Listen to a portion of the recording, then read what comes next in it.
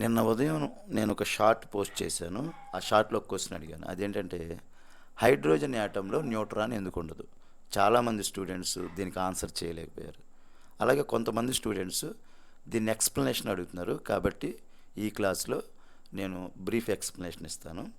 ఇక్కడ మీకు కనిపిస్తున్నది హైడ్రోజన్ యొక్క స్ట్రక్చర్. మిడిల్‌లో అంటే న్యూక్లియస్‌లో యాటమ్ యొక్క మిడిల్‌లో న్యూక్లియస్ ఉంటుంది. న్యూక్లియస్‌లో ఇక్కడ ప్రోటాన్ ఉంది. న్యూట్రాన్ లేదు, ఆబ్సెంట్. ఈ న్యూక్లియస్ చుట్టూ ఎలక్ట్రాన్ రివాల్వ్ అవుతూ ఉంది. ఇది యాటమ్ యొక్క హైడ్రోజన్ యాటమ్ యొక్క స్ట్రక్చర్. అసలు హైడ్రోజన్ యాటంలో న్యూట్రాన్ ఎందుకు లేదు అనే ప్రశ్న మనం ఎక్స్ప్లెనేషన్ ఇవ్వాలి అంటే అసలు యాటమ్ అంటే ఏంటో తెలియాలి కదా. కాబట్టి యాటమ్ అంటే ఏంటో చూద్దాం.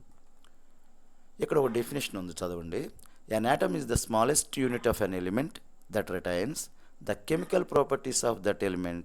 It is the basic building block of all matter in the universe.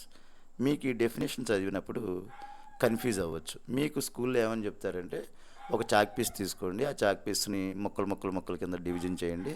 ఎక్కడో చోట మనం డివిజన్ చేయలేము, అలా డివిజన్ చేయలేనటువంటి పార్టికల్ని యాటమ్ అంటారు అని ఎక్స్ప్లెయిన్ చేసి చెప్తారు. ఆ ఎక్స్ప్లెనేషన్ కరెక్ట్ ఎక్స్ప్లెనేషన్ కాదు. కాబట్టి మీకు అర్థమయ్యే రీతిలో నేను యాసిడ్స్ అండ్ బేసెస్ నుంచి ఒక ఇంపార్టెంట్ ఈక్వేషన్ తీసుకున్నాను, ఇక్కడ ఇచ్చాను.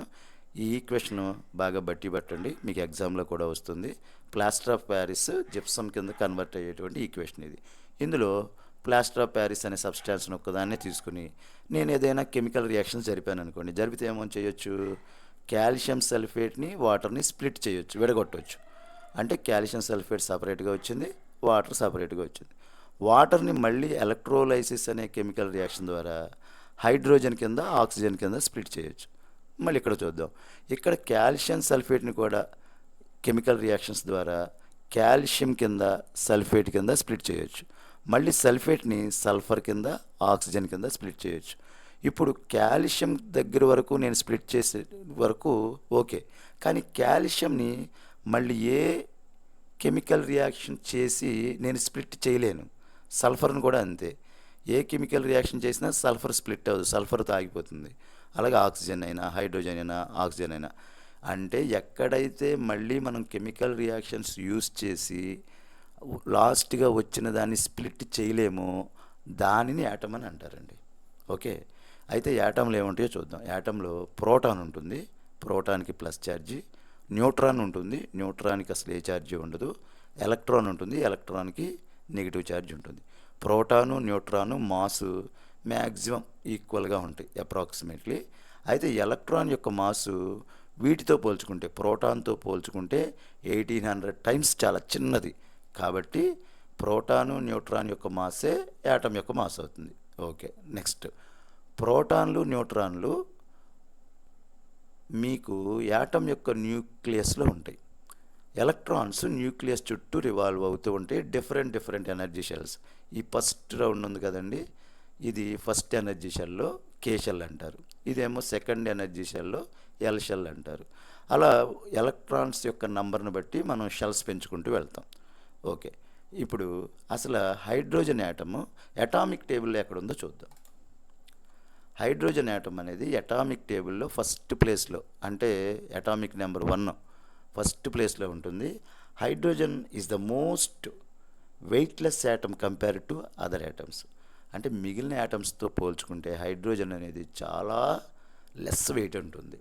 అదేవిధంగా ఒక్క ప్రోటానే ఉన్నా కూడా ఇది చాలా స్టేబుల్గా ఉంటుంది.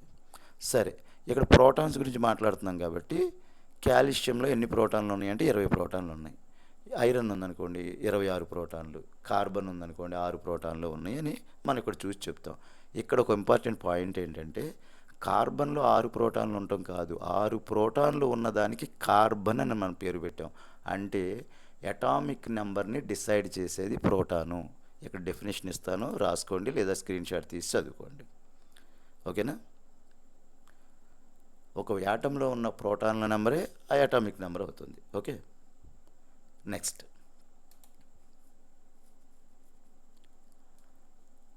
హైడ్రోజన్ యొక్క స్ట్రక్చర్ ఇంతకుముందు చూసాం, మళ్ళీ చూద్దాం. హైడ్రోజన్ అనేది ఒకే ఒక ప్రోటాన్ని కలిగి ఉంటుంది సెంటర్లో, అంటే న్యూక్లియస్లో. ఒకే ఒక ఎలక్ట్రాన్ ఉంటుంది, అది న్యూక్లియస్ చుట్టూ రివాల్వ్ అవుతుంది. అలాగే హైడ్రోజన్ గురించి నేను 2 విషయాలు చెప్పాను. ఒకటి అది వెయిట్లెస్, రెండు అది స్టేబుల్గా ఉంటుంది. ఇప్పుడు న్యూట్రాన్లు లేనటువంటి ఒక యాటమ్ని చూసాం. న్యూట్రాన్లు ఉన్నది కూడా చూస్తే దీన్ని కంపేర్ చేస్తే హైడ్రోజన్లో న్యూట్రాన్ ఎందుకు లేదో మనకు అర్థమైపోతుంది. కాబట్టి న్యూట్రాన్లో ఉన్న ఎలిమెంట్ నేను కార్బన్ ఒకటి తీసుకుంటాను. అయితే ఇంకొక డౌట్ అమ్మా చెప్పడం మర్చిపోయాను. మీరు 9th క్లాస్ చదివినప్పుడు 9th క్లాస్లో డ్యూటీరియం, ట్రిటియం అని మీకు రెండు వస్తాయి హైడ్రోజన్ ఐసోటోప్స్. ఇది హైడ్రోజన్నే, కాకపోతే ఒకే ఒక ప్రోటాన్ ఉంటుంది కాబట్టి దీన్ని ప్రోటియం అని, దీన్ని డ్యూటీరియం, ఒక న్యూట్రాన్ ఉంటే డ్యూటీరియం అని, రెండు న్యూట్రాన్లు ఉంటే ట్రిటియం అని పిలుస్తారు. ఇప్పుడు మీ క్వశ్చన్ ఏంటంటే, సార్ డ్యూటీరియంలో ఒక న్యూట్రాన్ ఉంది కదా, ట్రిటియంలో రెండు న్యూట్రాన్లు ఉన్నాయి కదా, మీరు అసలు న్యూట్రాన్ ఎందుకు ఉండదు అంటారేంటి, ఉంది కదా అని ఎవరైనా స్టూడెంట్స్కైనా డౌట్ రావచ్చు. ఇవి రెండు హైడ్రోజన్ యొక్క ఐసోటోప్స్. నేను అడిగింది పీరియాడిక్ టేబుల్లో ఉన్న హైడ్రోజన్లో న్యూట్రాన్ ఎందుకు ఉండదు అంటే ప్రోటియంలో ఎందుకు ఉండదు అని అడిగానండి. ఓకే, కార్బన్ ఒకసారి చెక్ చేద్దాం. కార్బన్ యొక్క అటామిక్ నెంబర్ 6 అంటే కార్బన్లో 6 ఎలక్ట్రాన్లు, 6 ప్రోటాన్లు, 6 న్యూట్రాన్లు ఉంటాయి. అటామిక్ నెంబర్ ఎంత అయితే ఉందో అన్ని ఎలక్ట్రాన్లు, అన్ని ప్రోటాన్లు, అన్ని న్యూట్రాన్లు ఆ ఎలిమెంట్లో ఉంటాయి. అయితే ఎలక్ట్రాన్లు ఏమో న్యూక్లియస్ చుట్టూ రివాల్వ్ అవుతూ ఉంటాయి, ప్రోటాన్లు, న్యూట్రాన్లు న్యూక్లియస్ లోపల ఉంటాయి. ఇప్పుడు సల్ఫర్ చూద్దాం. సల్ఫర్ యొక్క అటామిక్ నెంబరు 16 అంటే 16 ప్రోటాన్లు, 16 న్యూట్రాన్లు ఉంటాయి న్యూక్లియస్లో, 16 ఎలక్ట్రాన్స్ న్యూక్లియస్ చుట్టూ రివాల్వ్ అవుతూ ఉంటాయి.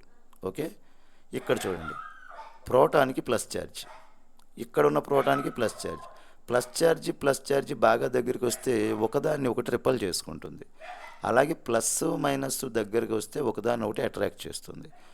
ఆ థియరీ ప్రకారం ఈ ప్రోటాన్ని బయటికి నెట్టేయాలి అని చెప్పి ప్రయత్నిస్తూ ఉంటుంది. అట్ ద సేమ్ టైం ఈ ప్రోటాన్ని బయటికి నెట్టేయాలని ప్రయత్నిస్తూ ఉంటుంది. దాన్నే మనం ప్రోటాన్ రిపల్షన్ అంటాం. ఒకసారి ప్రోటాన్ రిపల్షన్ ఎలా ఉందో న్యూట్రాన్కి ప్రోటాన్కి మధ్య అట్రాక్షన్ కూడా ఉంటుంది. ఒకసారి దీన్ని ఈ స్లైడ్లో చూపిస్తాను. ప్రోటాన్ రిపల్షన్ అనేది ఛార్జ్ ప్రకారం వచ్చింది. ప్రోటాన్ అట్రాక్షన్ అనేది స్ట్రాంగ్ న్యూక్లియర్ ఫోర్స్ వల్ల ఉంటుంది. ప్రోటాన్ రిపల్షన్ కంటే ప్రోటాన్ అట్రాక్షన్ చాలా ఎక్కువ. ఓకేనా, కాబట్టి ప్రోటాన్ రిపల్షన్ కంటే న్యూట్రాన్ అట్రాక్షన్ చాలా ఎక్కువ. కాబట్టి ఈ ప్రోటాన్ని బయటికి నెట్టివేసే శక్తి కంటే ఈ రెండిటిని అట్రాక్ట్ చేసి పట్టుకునేటువంటి ఎనర్జీ న్యూట్రాన్కి చాలా ఎక్కువ. కాబట్టి ఈ రెండింటిని బయటికి వెళ్లకుండా న్యూట్రాన్ హోల్డ్ చేసి పట్టుకుంటుంది. సో న్యూక్లియస్ ఎలా ఉంటుంది, స్టేబుల్గా ఉంటుంది. న్యూక్లియస్ స్టేబుల్గా ఉంటుంది కాబట్టి యాటమ్ స్టేబుల్గా ఉంటుంది. అంటే రిపల్షన్ అనేది ఇక్కడ లేదు, ఎందుకంటే ఒకే ఒక ప్రోటాన్ ఉంది హైడ్రోజన్లో, ఇంకొక ప్రోటాన్ లేదు. ఈ రెండింటి మధ్య రిపల్షన్ లేదు. కాబట్టి వాటిని హోల్డ్ చేసి పట్టుకోవాల్సిన అవసరం ఈ యాటమ్కి లేదు. ఈ యాటమ్కి పట్టుకోవాల్సిన అవసరం, ప్రోటాన్ని హోల్డ్ చేసి పట్టుకోవాల్సిన అవసరం లేదు. కాబట్టి మీకు హైడ్రోజన్ యాటంలో న్యూట్రాన్ అనేది ఉండదు. ఇది మీకు అర్థం చేసుకుంటే సరిపోతుంది. నా ఎక్స్ప్లెనేషను మీకు నచ్చితే, అలాగే మీకు ఏదైనా సరే 10th class physics, biology, chemistry, అలాగే మ్యాథమెటిక్స్, అసలు ఎందులోనైనా సరే 10th క్లాస్ సబ్జెక్ట్స్లో ఏ డౌట్ ఉన్నా సరే నాకు కామెంట్ సెక్షన్లో కామెంట్ చేయండి. లేదా మీ టెక్స్ట్ బుక్లో ఉన్నది ఫోటో తీసి పెట్టండి. నేను దాన్ని బ్రీఫ్ ఎక్స్ప్లెనేషన్ ఇచ్చి మీరు పోస్ట్ చేసిన 1 గంటలోపు మీకు దాని ఆన్సర్ ఎక్స్ప్లెయిన్ చేసి చెప్తాను. ఓకే, మరీ బిజీగా ఉన్నాను అనుకోండి, ఒక రోజులోపు చెప్తాను. Thank you students. నా ఎక్స్ప్లెనేషన్ నచ్చితే లైక్ చేయండి, సబ్స్క్రైబ్ చేయండి, మీ ఫ్రెండ్స్కి చూపించండి, షేర్ చేయండి. అదేవిధంగా డౌట్స్ ఏదైనా ఉంటే అడగండి. థ్యాంక్ యూ స్టూడెంట్, ఉంటానమ్మా.